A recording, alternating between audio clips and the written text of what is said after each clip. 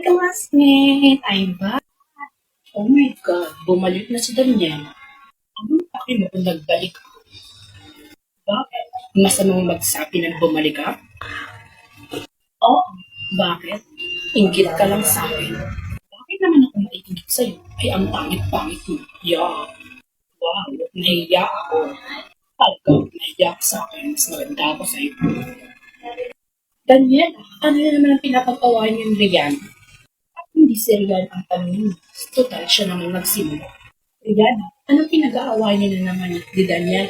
Siya kasi, sinabihan ko lang naman siya na nagbalik kung ano-ano agad ang nasabi niya sa akin. Totoo ba yung Daniel? Oo, sinabi ko yun. Ano?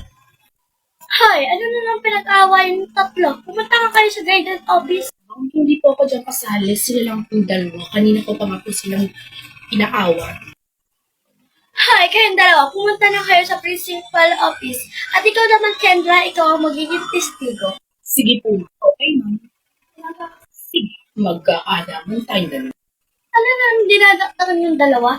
Pumunta na kayo at nanggigigil na ako sa inyo kanina pa. Siya kasi ma'am, kung ano ang dinadakdakan